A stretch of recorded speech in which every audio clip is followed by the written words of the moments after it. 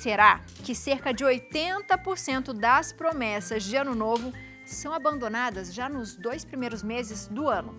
Você já ouviu falar que o nosso cérebro resiste às mudanças? A neurociência vai nos ajudar a entender muita coisa, inclusive a capacidade de reprogramar os nossos padrões de pensamento e de comportamento. E quem vai nos explicar tudo isso é o neurocirurgião, Dr. Júlio Pereira. Seja muito bem-vindo, doutor. Boa tarde. Feliz ano novo. Feliz ano novo. Doutor, às vezes a gente fala assim, fulano é cabeça dura, né? Tudo que quer fazer diferente, toda mudança ele vai e não aceita. Todos nós somos um pouco cabeça dura, doutor? Perfeito. É bom quando a gente traz para o tema da neurociência, da neuroanatomia, a gente entende a lógica, né? A gente vê na prática isso, qualquer hábito que a gente tem. É difícil, né? Às vezes você acorda no mesmo horário, não faz atividade física, começa a fazer, ou tem um hábito alimentar. E por que isso acontece, né? Nosso cérebro, né? A gente nasce com bilhões de neurônios, né? Esses bilhões de neurônios, eles têm uma capacidade de criar conexões. E, obviamente, essas conexões, elas começam no início da nossa vida, na infância, e é muito simples, né? Quando você é pequeno, você aprende muito rápido, né? E como essa quantidade de neurônio não aumenta muito durante a nossa vida, as conexões também são formadas. Essas conexões que são formadas, elas facilitam alguma coisa. Vou dar um exemplo para você. Quando a gente aprende o idioma, e a criança é mais rápido de aprender, né? Porque o cérebro está naquela janela de aprendizado, né? Mas mesmo assim, dependendo da idade, isso vai acontecer. E esses comportamentos, esses hábitos, eles vão se formando, né? E tem um conceito muito interessante na neurociência que a gente chama de neuroplasticidade, que é a capacidade do neurônio de formar novas conexões, e essas conexões vão fazer com que habilidades nossas sejam feitas de forma mais rápida. É quase como se fosse automatizado, né? Por exemplo, você começa a dirigir o carro, você tem que pensar em tudo, né? De repente aquilo fica automático, né? No cérebro também. Por exemplo, o hábito alimentar, né? Você olha para o alimento, já sabe que gosta daquilo, você come, mas muitas vezes, quando você cria esse hábito, alimento muito calórico, ou não tem o hábito de fazer atividade física, não tem o hábito de beber água com constância, né? Quando você vai mudar esse hábito, aí vem a dificuldade, porque entra nesse conceito de neuroplasticidade. Quais estratégias você vai utilizar para que aquele hábito, ele cumpra esse papel? Mas é difícil, não é simples, porque esse processo, esse caminho já foi criado.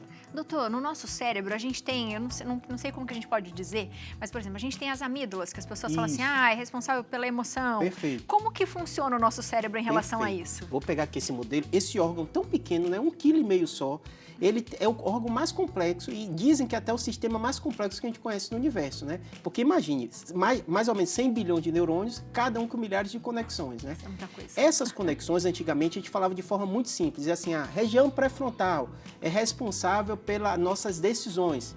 Vou dar exemplo, você vai entender, o álcool, ele inibe a região pré-frontal, por isso que quando a gente bebe um pouco, né, a gente fica mais liberado, fica mais solto, às vezes toma uma decisão que a gente não tomaria antes, por isso que não pode dirigir, porque você fica às vezes mais agressivo. Então, essa região frontal tem essa potencialidade, né? A região temporal é responsável, como você falou, né, a região das amígdalas e outros, pelo comportamento. E, obviamente, né, o sistema de recompensa é muito utilizado quando a gente fala de mudança de hábito. Vou dar um exemplo para você. Você sabe que comer um chocolate é delicioso. Aqui os alimentos você faz delicioso, mas qual o seu limite? E às vezes tem variação de pessoa para pessoa, a depender como ela foi educada. Eu mesmo, né, estava pesando 113 quilos, consegui emagrecer, mas por quê? Alimento era recompensa para mim. Então acabava uma cirurgia, 8 horas de jejum, morrendo de fome, aquele alimento calórico. Mas é um processo de uma vida, né? Então essa região da amígdala, em todo o sistema de recompensa, quando a gente fala de hábito, ele está influi também, né? A região occipital é a região responsável pela parte da visão. Então, por isso que quando a gente falou do chocolate, né, tem a questão do cheiro, tem o sabor, mas só de você ver, você tem toda aquela potencial prêmio que você vai ter quando você comer. Então, o cérebro da gente hoje, a gente fala que é muito mais complexo do que a gente achava. Antes a gente, para facilitar também, até hoje a gente faz um pouco isso, a gente divide. Região frontal é isso, decisão, comportamento. Região temporal, a parte emocional. A parte auditiva, né? Região occipital, visão. Mas a gente sabe que não adianta nada essas regiões se ela não estiver conectada. Por isso que às vezes quando você vê uma coisa, você se assusta e toma aquele susto, a amígdala funciona só de você enxergar, né? Às vezes também a audição, né? Quem não tem uma memória auditiva, né? Você ouve uma música, lembra a sua infância, lembra seus pais, um cheiro, né? Então tudo isso hoje em dia a gente sabe que tem uma conexão muito forte. Então, quando a gente fala isso de mudança de hábito, muitas vezes a gente fala assim, isso é simples, é só você enfiar isso na sua cabeça e pronto, agir racionalmente. Não dá para agir só racionalmente, doutor? Não dá. E é uma coisa curiosa, porque assim, quando a gente torna por objetivo, vou dar exemplo, a gente operou um paciente, ou o paciente teve um AVC, ou teve uma área delicada, ele perdeu o movimento. Obviamente, nós seres humanos, se você tem um lado mais fraco, você vai começar a usar o outro. Mas para a neuroplasticidade é importante você usar aquele lado que está mais fraco. Então, a mesma coisa serve para isso que você está falando, né? Porque, obviamente, se a gente tem um comportamento, é muito mais simples a gente repetir aquele comportamento, né? Alguns falam assim, às vezes é melhor, entre aspas, né, um inferno conhecido do que um céu desconhecido. Então, às vezes você vê pessoas em relacionamentos tóxicos, né? Por quê? Porque aquilo é o costume, né? Mas o que eu digo para todo mundo é o seguinte, se você entende que tem uma lógica biológica no seu cérebro, você entende que você vai ter que criar estratégias, né? E eles colocaram até alguns cards assim de estratégia que você pode ter, porque eu digo para o paciente o seguinte, se é, como eu dei o exemplo do meu emagrecimento, tá com 113 quilos, aí fiquei com pressão alta e colesterol alto, mas é uma delícia você comer coisa saborosa, mas infelizmente eu precisava mudar de hábito. Então você vai ter que começar a criar estratégias entendendo que não é culpa de Júlio, né, que o Júlio é fraco, que ele quis engordar, mas que estratégia ele vai ter para que a saúde dele no longo prazo vai valer a pena. Então é complicado essa questão de mudança porque você vai trazer, entre aspas, um prejuízo do momento que é o prazer e a gente o tempo todo, o ser humano é como se ele buscasse uma coisa imediata, por isso que as redes sociais fazem sucesso todo, você tem um prazer, você ri na hora, né? Mas você sabe que precisa pensar no longo prazo. Então não adianta só ficar em rede social, vai ter que ter um conteúdo, como tem aqui no seu programa, né? Mais consistente do que ficar em videozinho de 30 segundos, 1 minuto, né? É bom isso, e a gente vai falar dessas estratégias, e é por isso, doutor, que muita gente tem falado sobre o Mindfulness, né? Que é essa coisa de você ter o objetivo, de você ter a constância, para que o cérebro comece a entender que aquilo vai fazer parte da sua vida, né? Perfeito, né? E essa geração, a gente percebe que isso está faltando, né? E ao mesmo tempo, como eles têm muita informação, eu falo com todo paciente que no consultório médico é o lugar que você se abre, né? Então, às vezes, você tem pacientes que têm abuso de drogas, aí chega a família, é difícil para quem não consome imaginar como alguém se destrói. Mas eu falo assim, tem uma lógica neurobiológica, né? É forte a gente falar isso, mas a droga é sucesso, entre aspas, em muita gente, porque dá muito prazer. E tem gente que tem o cérebro mais susceptível ao vício. O álcool é a mesma coisa, não é porque algumas pessoas, até famosas, você vai, fulano consumiu e parou tão rápido, e outros se destroem, né? Mas é isso, se a gente entende essa lógica que você está falando, é que faz a gente criar estratégias para isso melhorar. Boa. A gente tem aqui as estratégias, vamos falar de cada uma? Ah, já tem perguntinha? Quer colocar a perguntinha? Pode colocar a perguntinha, Miroca. Diego, eu não estou conseguindo te ouvir, de Porto Velho. Boa tarde. A procrastinação e dificuldade de manter o foco em algumas atividades, estudos, seria uma resistência à mudança do nosso cérebro? Teria alguma estratégia para obter uma mudança? Obrigada, Diego. Perfeito. É ótima essa pergunta dele, porque tem às vezes uma mistura. Porque existem doenças que atrapalham. Vou te dar um exemplo. Transtorno depressivo, transtorno de ansiedade são doenças que fogem à normalidade. Então, às vezes eu percebo no consultório pacientes que, sei lá, acham que estão com tumor, com alguma doença. Quando você começa a conversar, você percebe que a pessoa tem uma doença, tem um diagnóstico que precisa de um tratamento. É muito comum, às vezes, a pessoa confundir procrastinação e outras coisas com transtorno de déficit de atenção. Então eu digo muito para ele que assim, às vezes ver como foi o comportamento na escola, conversar com quem está ao redor, porque normalmente quem está ao seu redor, pai e mãe, percebe. Às vezes tem 2 filhos, percebe por que esse tem, né? Mas o que ele falou é importante. Imaginando que não tem nenhuma doença que atrapalhe isso ele vai ter que criar estratégias. A gente fez até alguns cards que pode ajudar ele, a gente vai mostrar quais são as estratégias para mudança, né? Coloque pra gente o primeiro card, então, pra gente ir respondendo pro Diego. Perfeito. Em primeiro lugar, criar metas, né? Porque a partir do momento que você deixa muito solto, né? Todo início do ano é assim, né? Eu quero mais dinheiro, eu quero emagrecer, eu quero isso, eu quero aquilo, eu quero ficar rico, né? Mas você tem que estabelecer metas. Metas plausíveis e objetivos também plausíveis, que é a próxima card também que vai mostrar pra gente, né? Boa, doutor, porque daí a gente tem que ser direto, porque às vezes a meta que a gente cria é uma meta não que é inalcançável, mas ela é muito prolongada e isso faz que de repente no meio do caminho você desista. Perfeito. E o que a gente falou, nesse mundo de rede social, parece que a pessoa corre um rios, aí tem uma estratégia, aí corre outros rios, e quando você traz isso pro objetivo, fica mais simples, né? Boa. Tem o próximo card. Coloca pra gente. Ah, conte um amigo. Conte um amigo, né? Isso é muito importante porque ser humano é ser social. Eu sei que a gente vive um momento, né, de isolamento, cada um tem medo de interagir, mas o ser humano ele precisa de interação. Tem até trabalhos mostrando que a falta de interação, que sei que grande parte do seu público é público idoso, né? ele prejudica e acelera processos, inclusive como doença de Alzheimer. Então a gente, ser humano, faz um trabalho social na igreja. Eu brinco com meus pacientes o seguinte: o cérebro não foi feito para aposentar, não pode aposentar. Você pode ganhar o benefício do INSS, mas não se aposente, arruma outra coisa para fazer e especialmente envolvendo outras pessoas. Então contar para alguém é muito importante, porque a partir do momento que você conta, você começa a verbalizar isso e começa a ficar mais factível para você. Boa. Coloca pra gente o próximo, seja flexível. Perfeito. A vida acontece problemas, né? Como a gente falou, parte do seu público é da terceira idade, então às vezes ela cria uma meta de emagrecer e tem um problema no quadril. Então ela vai entender que a vida é assim, né? Você vai criar metas, mas as metas às vezes elas vão ser flexíveis, porque senão cria frustração. E o que é mais comum da gente ver é isso, né? A pessoa cria uma meta, vou emagrecer 1 quilo por semana. Aí ganha 1 quilo na semana e a pessoa já desiste, para mim não vai funcionar. Então ser flexível é muito importante. E reanalisando os objetivos, que às vezes eles vão mudar, como eu dei por exemplo, né? Caiu, fraturou o quadril, né? Eu já tive paciente que estava reabilitando de um problema e fraturou, todo o plano mudou. Doutor, como que o nosso cérebro entende a mudança? Porque a gente tem essa coisa da mudança, da transformação. Ele consegue identificar o que é uma coisa, o que é outra, porque a mudança é algo que a gente consegue melhor, né? Perfeito. A transformação já é algo maior. Perfeito. Como é que a gente recebe isso? O que acontece? É bem curioso isso, Abiane, porque nosso cérebro, antigamente, a gente não conseguia ver um cérebro em funcionamento. Então, como é que acontece um cérebro? Hoje a gente já conhece. Só para você ter ideia, até o Nobel da Medicina em 2000 foi isso. Um neurocientista que conseguiu provar a memória em um animal, um molusco, mas no cérebro da gente, a gente tem ressonâncias funcionais que vê o cérebro em modificação, né? Essa modificação ela pode ser estrutural, então o cérebro cria novas conexões, né? E também na fase dos receptores e dos neurotransmissores. Então isso que você está falando, fala assim, Júlio, como é que acontece essa mudança? A mudança é necessário a repetição, é necessário a consolidação. Então, por isso, como a gente deu exemplo, mudança de hábito, de peso, o início é sempre muito difícil.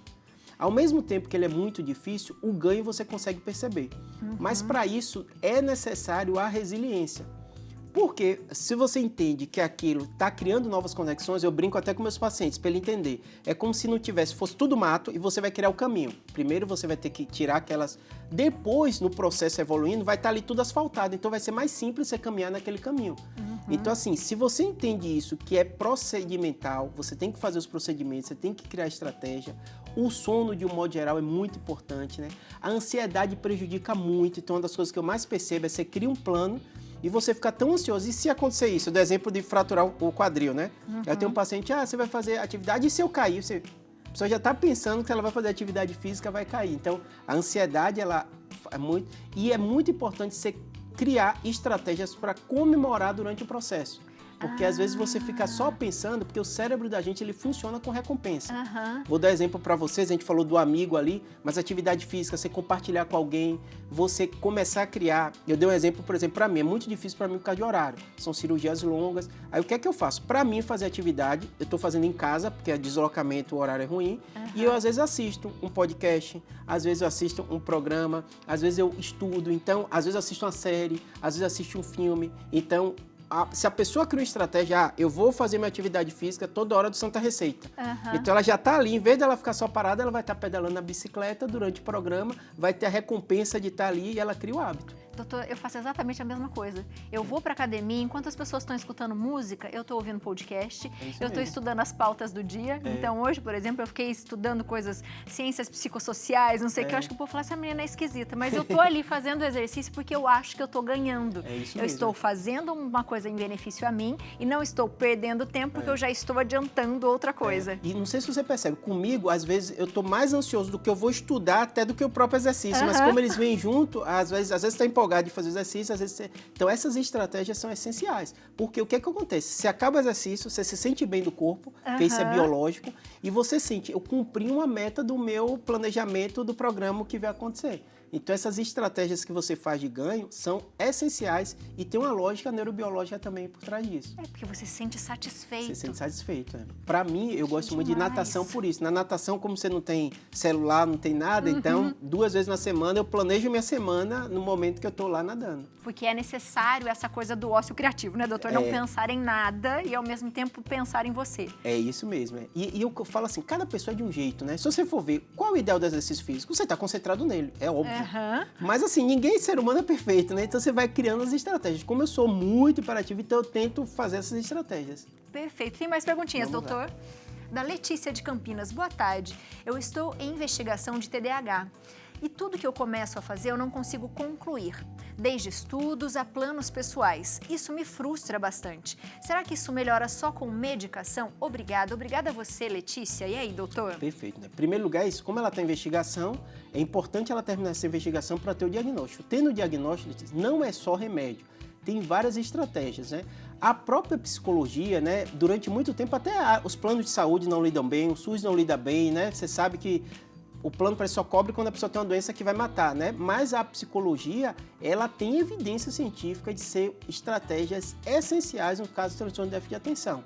Mas a medicação pode ajudar também. Então eu falo com o paciente o seguinte, às vezes o remédio, do jeito que ela falou, parece uma coisa ruim, Sim. né? Eu não quero remédio, né? Aí eu brinco com meus pacientes, também não queria remédio para pressão, eu sou hipertenso, tenho que tomar. Eu não queria remédio para colesterol alto, emagreci não querendo remédio, mas meu colesterol ficou alto. Então, assim, tem coisas que às vezes precisa. Depressão e ansiedade é muito comum essa resistência do paciente. E eu falo para ela o seguinte, qual é o seu objetivo, né? Melhorar? Vamos ver, se conseguir sem droga, sem remédio, muito melhor. Mas se não conseguir, não tem problema. Melhor você estar bem com remédio do que você não estar bem sem remédio. E isso é um alerta, né, doutor? Porque, por exemplo, a gente está falando aqui da repetição, da resiliência, enfim, paciência, persistência, mas tem gente que tenta, como ela disse aqui, e eu não estou conseguindo. Então, de repente, a pessoa pode estar com uma depressão, Isso. porque ela não tem vontade, né? E aí aquilo vai se repetindo. Então, é necessário a gente ter atenção ao nosso comportamento também para entender por que nunca nada dá certo, vamos dizer assim, não é? Com certeza. E tem que ser racional. Ela, como ela falou, né? Ela teve essa dificuldade. Quanto tempo ela está tentando? E sem remédio, ela já tentou as outras estratégias. Se não der, eu dou exemplo para remédio para dormir. Porque realmente o Brasil é um abuso de remédio para dormir. Mas eu tenho pacientes que precisam e eles ficam resistentes. Ele fala, doutor, não quero remédio para dormir, não. E você está sem dormir. Então, durmo 1 hora, 2 horas. Não tem jeito do cérebro funcionar, o sono é essencial. Então, o remédio se torna um mal necessário. Pode ser provisório, mas é importante ela entender essas estratégias. E não, às vezes, a cabeça dura que a gente falou, né? Eu não quero remédio, tudo bem. Eu também não quero passar. Mas se não estiver funcionando, a gente vai ter que criar outras estratégias. Boa. Mais perguntinhas, doutor? Coloca pra gente. Fernando Moreira, boa tarde. Queria saber qual a estratégia para não procrastinar nos estudos. Abraços para você, Fernando. Estudo é uma coisa muito importante, só que ele exige muito do cérebro, né? E todas as estratégias que eu mais falo com meus pacientes, quando eles falam, às vezes tem paciente que procura, tem remédio para melhorar a memória, tem remédio para concurso, né? Pra você ter ideia, se você botar no Google, você vai se assustar a quantidade de pessoas de alto rendimento que usam drogas que não deveriam usar, que são usadas para TDAH, Venvance, Ritalina, para estudar para concurso. Melhora realmente a atenção, objetivamente, mas com a consequência no longo prazo, né? Então eu digo, como ela falou, a estratégia é o mais importante. Quais são as melhores estratégias? Criar metas, criar objetivos no curto prazo. No caso de concurso, muita gente utiliza como benefício dos treinos, né? Então você sente bem acertando questão, fazendo simulado, né? Mas assim, é uma estratégia que vai ajudar, mas ela tem que entender o seguinte, que realmente você parar no mundo cheio de informação está cada vez mais difícil. Então ela tem que entender que aquilo é necessário, que aquilo ela vai ter um benefício no longo prazo, tentar visualizar isso e criar estratégia dentro do contexto dela, né? Eu não sei você, mas como a gente falou isso, assim, às vezes que é muito ativo, para mim funciona às vezes música. Então eu vou sempre criando estratégias, quando fiz muito concurso, para vestibular, para tudo, era muito baseado em planilha, fazer planilha, colocar, porque só o fato de você conseguir completar as cargas horárias que você dá uma sensação boa, né? Dá. De benefício, e simulados, essas outras estratégias. Doutor, por que algumas pessoas, elas tendem a fazer mudanças de uma forma mais rápida do que as outras? Por exemplo, às vezes é a mesma mudança que a gente tem que fazer, mas eu consigo me adaptar melhor. Isso tem a ver com a minha infância, com o que eu vivi ou não? Com certeza. Tem uma coisa curiosa que eu dou exemplo, isso que a gente estava dando exemplo de pessoas das idades, né? A criança, ela tem uma capacidade de aprender muito rápido. Por outro lado, as informações não estão tão consolidadas. Quando a pessoa envelhece, às vezes ela fica triste, fala, não, eu já tenho essa idade, mas essas pessoas, elas acumulam muito conhecimento e muita informação e já viveu muito, ela sabe estratégias para ter as mudanças, né? Então, todo paciente meu, quando descobre o câncer, eu falo assim, provavelmente você já viveu muito mais mudança na vida do que eu. Então, o idoso adoecendo é muito diferente do jovem. O jovem não passou por um processo, então às vezes quando o teu paciente eu dou diagnóstico com 20, 30 anos, não é só a questão dele ser jovem, é porque ele não passou por tanta. Às vezes eu tenho um idoso que já teve filho, já teve neto, já teve divórcio, já teve problema familiar, ela já sabe lidar. E eu dou o mesmo exemplo para meus pacientes, quando você olha os líderes globais hoje, todos da terceira idade. A grande maioria deles, né? Então assim, da mesma forma que você falou, primeira coisa, a experiência de vida. Porque a experiência de vida, ela molda o cérebro. Então, pessoas que normalmente mudaram muito, ela tem melhor capacidade de adaptação. Por outro lado, ninguém é igual a ninguém, nenhum cérebro é igual a ninguém, ao outro, né? Então, a maioria dos pacientes, eu falo assim, dentro do seu contexto, só de você voltar e lembrar as estratégias que você criou em grandes mudanças, com mulher, eu uso muito a questão de ter filho, que é uma mudança, assim, radical da vida, né? Alguns falam assim, é como se eu tivesse outro serzinho que faz parte de mim, né? Então, esses momentos são cruciais. Relacionamentos também, né? Que de repente você está sozinho, de repente você vai estar com outra pessoa compartilhando, né? E é curioso isso que você falou, tanto de criança e de relacionamento, a gente percebe que até conexão entre os cérebros existem. Legal. Então, quando vê uma imagem, e realmente a gente percebe isso, né? Tem paciente que até fala, que a gente falou ali de amigos, né? Que para eu pensar, resolver um problema, eu tenho que conversar ou com o filho, ou com o marido, ou com alguém que faz você raciocinar melhor, que é esse compartilhamento, né? Isso faz toda a diferença. Doutor, mais uma perguntinha da Roberta. Boa tarde. É verdade que o cérebro... Boa, ia fazer essa pergunta, Roberta, você me lembrou. Precisa de 21 dias para aprender uma nova rotina? Abraços. Fala-se muito sobre isso, doutor. E aí? Eu gosto dessas estratégias, assim, não é que seja verdade 21 dias, né? Mas é importante essa resiliência. Eu vou te dar exemplo, a mesma coisa de perda de peso. Alguns falam, a cada quilo que você perde, você tem que ter um mês com aquele quilo perdido para você dizer que estabilizou. Entendeu? Então é a mesma coisa. A rotina, sem dúvida nenhuma, é importante você botar uma temporalidade. 21 dias, ok. Mas nem sempre, se você não mantiver a resiliência, aquilo vai. Só para você ter ideia, até com aquelas canetinhas que ajudam a emagrecer, mais de 50% dos pacientes, quando param, eles voltam a ganhar o peso. Então, assim, mesmo usando remédio, mesmo isso acontece. Você deve conhecer também, e eu conheço muito paciente que fez bariátrica e depois voltou a ganhar peso, né? Então, assim, o 21 dias talvez seja a meta inicial dela, mas depois ela vai ter que continuar. Senão é muito simples e muito fácil você voltar para outra rotina se você fez uma vida inteira. Então, você foi sedentário a vida inteira, 21 dias fazendo exercício, dificilmente, se você não mantiver a resiliência, vai continuar. Porque é muito tempo fazendo a mesma coisa antes. E eu gosto de internet, às vezes alguns criticam isso, do coach, disso, aquilo, mas às vezes você tem que tornar aquilo de forma objetiva, né? E o ser humano é muito de motivação, né? Então, às vezes, tem paciente que fala, Júlio, você acha que funciona, não funciona? Para mim, funcionou, eu fiz ótimo. Porque, às vezes, a pessoa precisa, que é aquelas coisas do banho gelado, de madrugada, assim, para mim não funciona. Mas tem pessoas que conseguem mudança de hábito, perder peso com essas estratégias. E o cérebro de cada um é de um jeito, e eu percebo muito essa noção de comunidade, né? Eles criam uma comunidade com objetivo e o dia inteiro estão recebendo aquela informação e muda, assim, o hábito. Boa, adorei. Tem mais perguntinha? É isso? Mais uma. Então, vamos aproveitar, doutor. Nelma, boa tarde. Os pensamentos intrusivos têm a ver com a resistência às mudanças? E aí, doutor? Sem dúvida nenhuma. O que acontece? Mudar não é fácil. Então, de um modo geral, você fica criando objeções para aquela mudança. Se sabotando? Também, se sabotando. Né? Porque, na verdade, o que acontece? Nosso cérebro, eu sei que é complicado a gente falar isso, mas a gente evoluiu durante o período para duas coisas, sobreviver e sentir prazer. Então, assim, quando a gente pensa comida, o quê? Você recebe a caloria, mas como bônus você sente o prazer. Então, você não come pensando na caloria, você come sentindo o prazer, né? Relacionamento, tudo é assim. Então, toda vez que você tem processos que eles são mais complexos, é difícil de se entender. Então, eu brinco com alguns pacientes e falo assim, é uma questão de perder peso. Para você perder 1 quilo, você tem que ter um déficit calórico de 7.000 calorias. Se você for pensar 7.000 calorias, quanto você tem que deixar de comer por tantos dias? Então, assim, é difícil você lidar com isso. O estudo, como falou, de aprendizado, né? Imagine, você decide hoje, eu vou mudar de profissão. Se você for imaginar isso no dia a dia, o seu cérebro vai te sabotar. Então, eu brinco com todos os pacientes assim, é quase uma coisa contra-intuitiva. Qualquer mudança é contra-intuitiva. Porque mesmo que seu comportamento ele não seja benéfico para você no longo prazo, você está ali, você está sentindo prazer, você está comendo, você não está fazendo atividade física, a sua vida está funcionando, você sobreviveu, né? Então, assim, qualquer mudança, como ela falou, pode ser pensamento, pode ser o sabotar, como você falou, né? Ele vai acontecer com todo mundo. Alguns não verbalizam, alguns gostam de estratégia midiática, de Instagram. Comigo foi fácil, eu fiz isso e aquilo, mas nosso cérebro ele funciona dificultando. A neuroplasticidade é um processo que a gente tem que estimular e não é fácil. Não é fácil. Então, fique isso na sua cabeça. mesmo que ela seja dura. Com certeza. Né? Porque vai ter que ter muita persistência, muita disciplina, paciência, dedicação. Mas a recompensa vem, né, doutor? Com certeza, e quando vem, não tem dúvida nenhuma. aí vai funcionar muito melhor. Doutor, adorei nosso bate-papo de hoje. Seja sempre muito bem-vindo, viu? A família tá aí hoje?